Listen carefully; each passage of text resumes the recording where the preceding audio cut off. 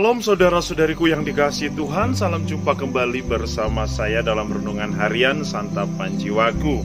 Kita berada di tengah taman dan semoga hari ini perenungan kita bisa membawa kita kepada suatu relasi dengan Allah melalui alam sekitarnya ya. Hari ini kita akan bersama-sama merenungkan firman Tuhan dari Injil Markus bab 12 ayat 28b sampai 34. Saya mengundang kita semua untuk bersama-sama saya mendengarkan firman Tuhan dan kita boleh merenungkannya di dalam kehidupan kita masing-masing. Inilah Injil suci menurut Markus. Pada satu hari, datanglah seorang ahli Taurat kepada Yesus dan bertanya, "Perintah manakah yang paling utama?" Yesus menjawab, "Perintah yang utama adalah dengarlah, hai orang Israel, Tuhan Allah kita itu Tuhan yang esa.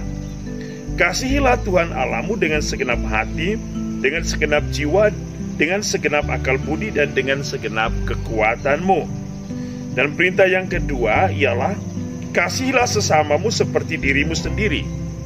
Tidak ada perintah lain yang lebih utama daripada kedua perintah ini." Berkatalah ahli Taurat itu kepada Yesus, "Guru, tepat sekali apa yang kau katakan, bahwa Dia itu esa, dan tak ada Allah lain kecuali Dia. Memang mengasihi Dia dengan segenap hati, dengan segenap pengertian, dan dengan segenap kekuatan, serta mengasihi sesama manusia seperti diri sendiri, jauh lebih utama daripada semua kurban bakar dan persembahan." Yesus melihat betapa bijaksananya jawaban orang itu, maka ia berkata kepadanya, "Engkau tidak jauh dari kerajaan Allah." Dan tak seorang pun masih berani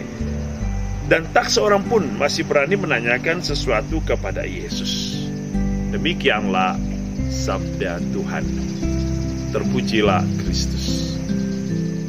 Saudara-saudari yang dikasihi Tuhan, kita telah mendengar kisah atau Injil dari hari ini berbicara tentang mengasihi Allah dan mengasihi sesama ya. Dan inilah inti utama dari kehidupan Kristiani, yaitu kasih. Dan Yesus menyatakan bahwa kasih itu tidak setengah-setengah.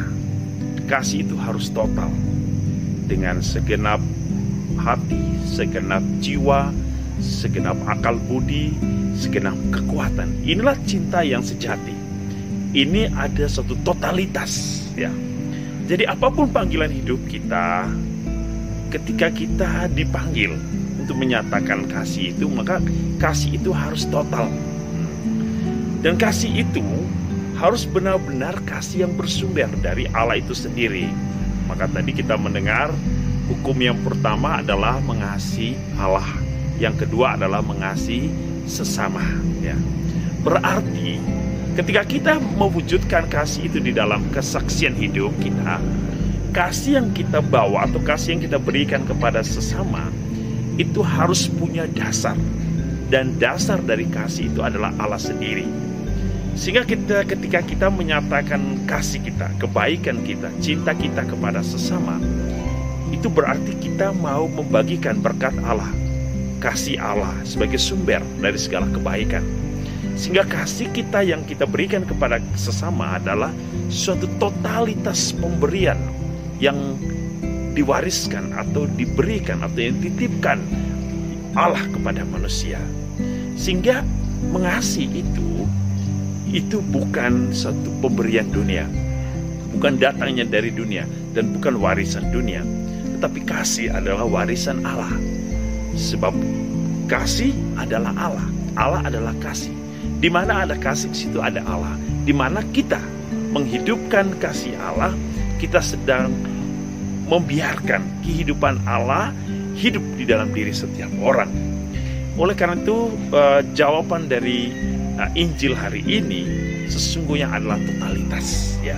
Totalitas untuk memberikan cinta dan kasih Allah bagi sesama. Dan tentu totalitas itu adalah seluruh kehidupan manusia, jiwa raga manusia.